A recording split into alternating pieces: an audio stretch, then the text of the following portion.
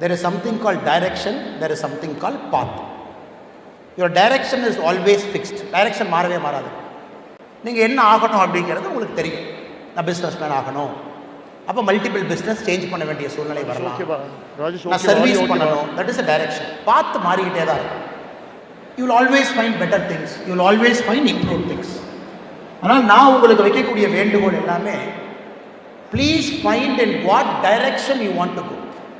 அதை நம்ம ட்ரூ நார்த்னு சொல்லுவோம். ஒரு காம்பஸில் we say true north. What direction you want to go.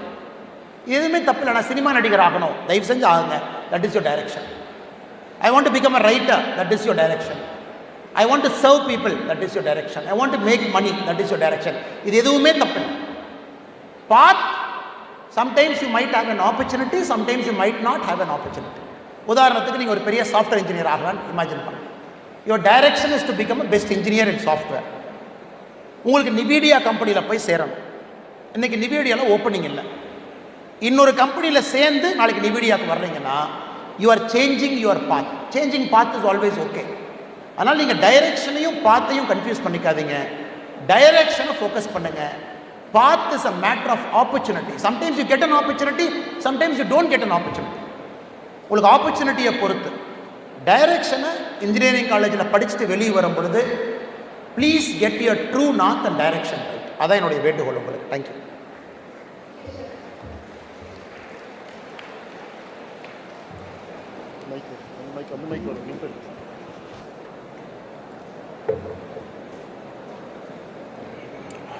Hello sir, I am Gautam from CSE department, and my question is, many of the students facing leadership problem, and how to resolve that by practicing every day without any title sir.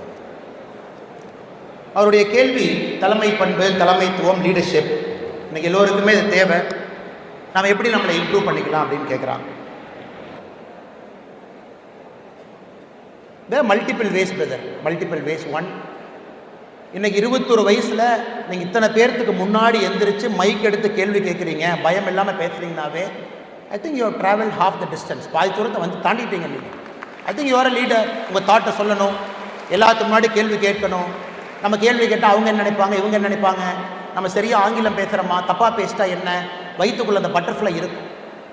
So leadership stage 1 is overcoming that obstacle. அதெல்லாம் தாண்டி நிற்கணும், நீங்கள் நிற்கிறீங்க. Second, it's a matter of exposure. நிறைய உங்களுக்கு exposure கிடைக்கணும். அந்த கல்லூரியில் இன்றைக்கி நிறைய கிளப் உங்களுக்கு அந்த வாய்ப்பை ஏற்படுத்தி கொடுக்கணும். நிறைய ட்ராவல் பண்ணணும், நிறைய மனிதர்களை சந்திக்கணும். அடுத்த 3-4 வருடங்கள் அதுக்காக ஒதுக்கி இருக்கு. Exposure, courage, exposure. Third, have certain principles in life. Leadership என்னதான் நீங்கள் சொன்னாலும் finally it's a matter of principle, some integrity, some value system, some attitude. இது நீங்கள் தெளிவாக இருக்கும். What kind of leader are you? What kind of principles do you have? உங்கள் attitude என்ன, உங்கள் மாரல் காம்பஸ் என்ன, நீங்கள் எப்படிப்பட்ட மனிதர் அப்படிங்கிறத ஒரு நாளும் சத்திய சோதனை. அதனால தான் மகாத்மா காந்தியினுடைய ஆட்டோபயோகிராஃபி, காந்தி அவரை பற்றி எழுதலைங்க. மிச்ச ஆட்டோகிராஃபிலாம் பாருங்கள், நான் பெரியவன், I am a great man, this எல்லாம் போடுவாங்க.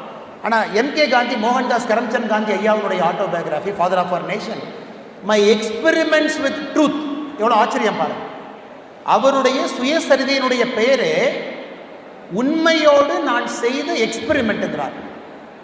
அந்த எக்ஸ்பெரிமெண்ட் பண்ணி தான் Gandhi has become a leader who is நம்ம எல்லாம் கொண்டாடுறோம். அவருடைய புத்தகமே ஒரு அற்புதமான இலக்கணம். உங்கள் வாழ்க்கையில் யாருமே தவறு சரின்னு கிடையாது. It is a matter of perspective. So courage, exposure, certain principles which you stand by. இதை நீங்கள் ஃபாலோ பண்ணணும் அப்படிங்கிற நான் கேட்டுக்கிறேன். தேங்க்யூ, நன்றி.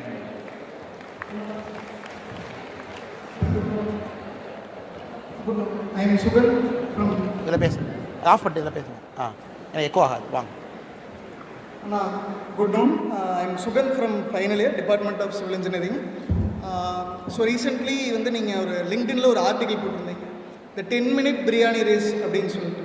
Is the youth really shaping their futures or serving parcels அப்படின்னு சொல்லி இந்தியாவோட கிக் எக்கனாமி பற்றி ஒரு ஆர்டிகல் போட்டிருந்தோம். So do you think really the gig economy is a landscape for the young youth? And also another question, you have been secretary of self development club in PHC Tech. So அதனுடைய leadership activities இன்னைக்கு IPS அதிகாரி இருக்கும்பொழுதோ இல்லை இன்னைக்கு பாலிடிக்ஸ்லையோ உங்களுக்கு எப்படி அது யூஸ்ஃபுல்லாக இருக்குது? Thank you. Thank you.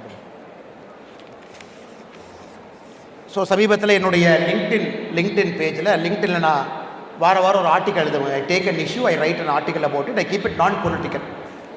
So 2 weeks back I written an article on இந்த 10 minutes நீங்கள் பார்க்குறீங்களே, இந்த பிளிங்கிட்டில் ஆர்டர் பண்ணால் 10 நிமிஷம், ஜெப்டோ 10 நிமிஷம், அந்த மாதிரிலாம் இருக்குது. 10 minutes வர்றாங்களே, அந்த எக்கானமியை பற்றி ஆர்கியூ பண்ணி ஒரு ஆர்டிக்கல் இருந்தால் அவருடைய கேள்வி சம்மந்தமாக இருக்குது.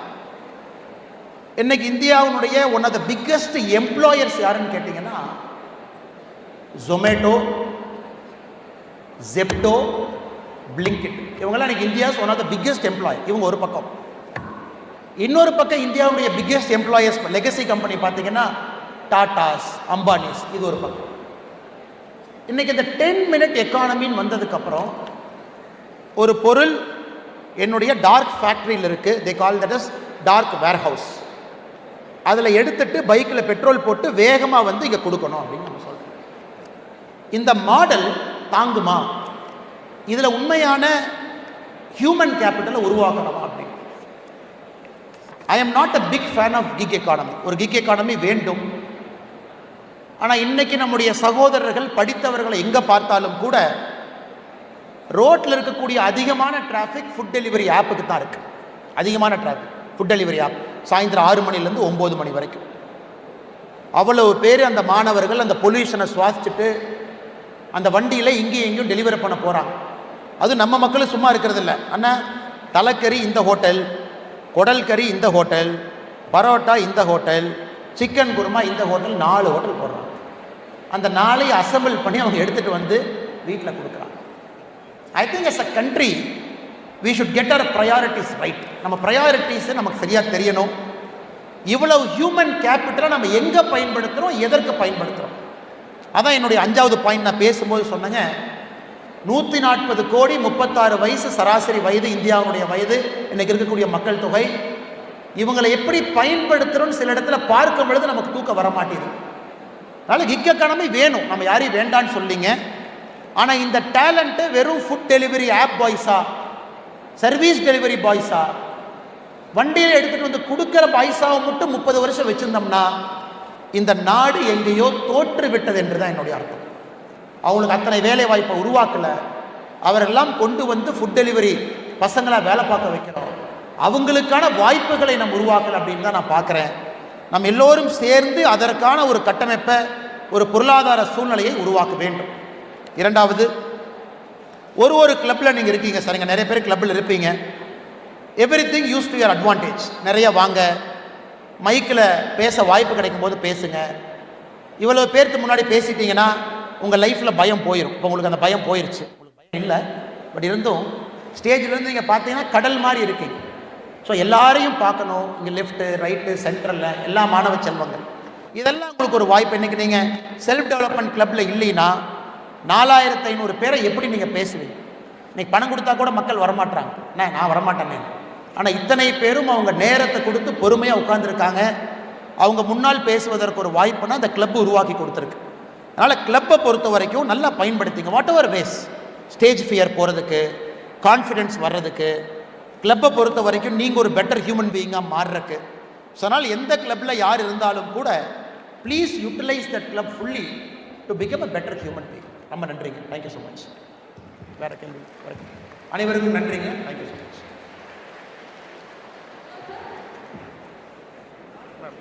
Sorry, madam. Yes, sir. Good morning. I am Dr. S. Susha from EEE department. Which one discipline every student should adapt for this nation building? Na, இந்த discipline நீங்க சொல்றீங்க. Which one discipline that every student should adapt for this nation building? அப்படின்னா which one discipline? So மேடம்னுடைய கேள்வி ஒரே ஒரு discipline, ஒரு பழக்க வழக்கம், ஒரு குவாலிட்டி எல்லா குழந்தைகளுக்கும் அதை கல்டிவேட் பண்ணணும், இந்த நேஷன் பில்டிங்க்கு ஹெல்ப் பண்ணணும் அப்படின்னு கேட்குறாங்க. ஸோ என்னுடைய அன்பான பதில், I think the nation is like a peacock, very colourful. எல்லா கலரும் உள்ள அப்படி இருக்குது. ஒரு கலர்ஃபுல்லாக பார்க்கும் பொழுது தான் ஒரு நாட்டுக்கான ஒரு அழகு அதில் இருக்குது. இப்போ டிசிப்ளின் அப்படிங்கிற ஒரு வார்த்தையை நம்ம சொல்கிறோம் அப்படின்னா நிறைய விஷயங்கள் சொல்லலாம். பஞ்சுவலாக இருக்கணும், ஹானஸ்டாக இருக்கணும், எத்திக்கலாக இருக்கணும், இன்னொரு ஹியூமன் பீயிங் மேலே கன்சர்ன் இருக்கணும், வேல்யூ பண்ணணும், இது எல்லாமே சொல்லலாம். பட் என்னை பொறுத்தவரை இதெல்லாம் ஒரு triad. All this are qualities. இதெல்லாம் ஒரு குவாலிட்டி, இந்த குவாலிட்டி, இந்த குவாலிட்டி. இன்னைக்கு மேடம் என்னைய ஃபோர்ஸ் பண்ணி இன்னும் கேள்வி கேட்குறாங்க, ஒரே ஒரு டிசிப்ளினை சொல்லுங்க அப்படிங்கிறாங்க. I would say be patriotic அப்படின்னு மட்டும் தான் நான் சொல்லுவேங்க. பேட்ரியாட்டிக்காக இருக்கு. இந்த பேட்ரியாட்டிக் ஏற்கனவே நான் உங்களுக்கு முன்னால் ஒரு வேண்டுகோள் வச்சேன். Not celebrating, saluting, putting a flag, அது பேட்ரியாட்டிசம் கிடையாது. என்ன செஞ்சாலும் கூட இந்த நாட்டுக்கு அது உதவுமா, நம்மால் இந்த நாடு உயருமா அப்படிங்கிறது இன்னைக்கு நமக்கு இருக்கக்கூடிய முதல் விஷயம். நம்ம கம்பல்சரி ஆர்மி சர்வீஸ் இல்லைங்க. நிறைய நாட்டில் கம்பல்சரி ஆர்மி சர்வீஸ் இருக்கு. இஸ்ரேலில் இருக்கு, சிங்கப்பூரில் இருக்கு, நிறைய நாடுகளில் கம்பல்சரி ஆர்மி சர்வீஸ். இங்கே நம்ம நிறைய பேருக்கு யூனிஃபார்ம் போடுற வாய்ப்பு கிடைக்காது. Many of us might not get an opportunity to serve the country by wearing uniform.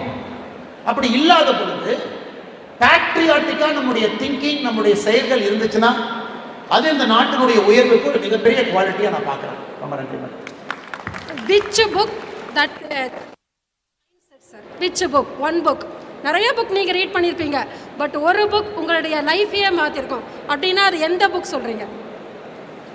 Madam கேட்பது ஒரே ஒரு புத்தகம், உங்களுடைய வாழ்க்கையை மாற்றிய புத்தகம், மேபி அதை நீங்கள் ஷேர் பண்ண முடியுமா அப்படின்னு மேடம் கேட்குறாங்க. ஸோ எனக்கு ரொம்ப பிடிச்ச புத்தகம் வந்துங்க டீம் ஆஃப் ரைவல்ஸ் அப்படின்னு ஒரு புத்தகம். இது அப்ரஹாம் லிங்கன் அவங்களுடைய ஃபர்ஸ்ட் பிரசிடென்சிக்கு லிங்க் வந்த பொழுது அவருடைய டீம் எப்படி வச்சிருந்தாங்க அப்படின்னு டோரிஸ் கீன்ஸ் குட்வின் அப்படின்னு ஒரு அமெரிக்கன் ஆத்தர் எழுதின புத்தகம் டீம் ஆஃப் ரைவல்ஸ். இந்த புத்தகம் எதுக்கு நான் சொல்றேன்னாங்க, இப்போ நம்ம என்ன நினைப்போம், நமக்கு ஒருத்தர் போட்டியா இருக்காங்கன்னா அவங்கள கீழே தள்ளிட்டு அவங்கள மிதிச்சுட்டு நம்ம ஜெயிக்கணும்னு நினைப்போம், general human mind set.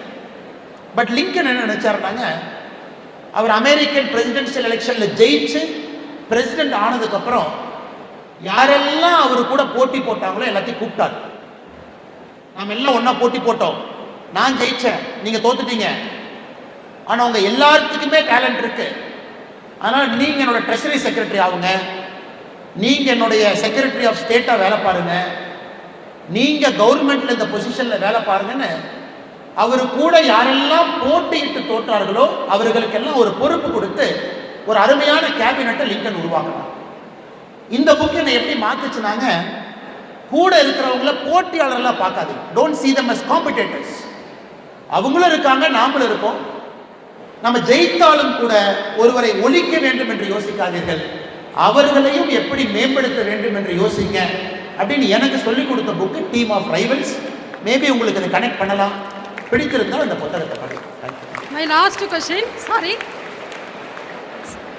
IAS ஐபிஎஸ்ங்கிறதுலாம் ஒரு பெரிய உயர்ந்த கேடர்.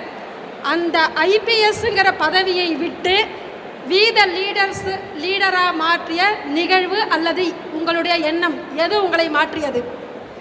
மேடம், அடிப்படையில் அரசியலை வெறுத்த ஒரு மனிதன், அரசியல்னா ஒரு சாக்கடை, ஒரு குப்பை, தப்பித்தவரி கூட இந்த பக்கம் போயிடக்கூடாதுன்னு இப்போவும் பாதி நினைக்கிற ஒரு மனுஷன்.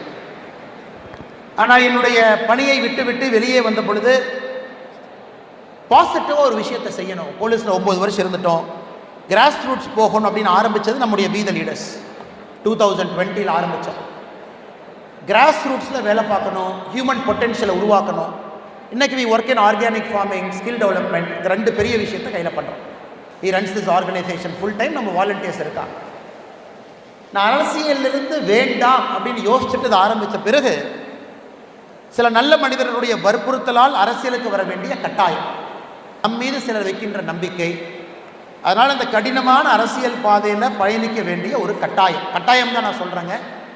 பட் லவ்னு கேட்டிங்கன்னா I would like to work for we the leaders are some organisation where there is lot of positive. ஏன்னா அரசியல் வந்து ரொம்ப நெகட்டிவான ஃபீல்டு, அது ஒரு யுத்த களம். டெய்லி காலிலேருந்து நைட்டு வரை கத்தி எடுத்துகிட்டு யார் குத்துவா, நீங்கள் யார் குத்துவீங்க, இப்படி தான் இருக்குது. ஆனாலும் அரசியலுக்கு கொஞ்சம் பேர் வந்து தான் ஆகணும். அதனால் கட்டாயத்தில் நான் அரசியலில் இருக்கேன். ஒரு கால் நான் எதிர்பார்க்கக்கூடிய அரசியல் மாறும் பொழுது நான் திரும்ப இங்கே வந்து ஒரு சாதாரண வாலண்டியராக இருப்பேன். ஆண்டவர் என்னைக்கு அந்த வாய்ப்பு கொடுக்குறானோ அது நடக்கட்டும். தேங்க்யூ. நன்றி.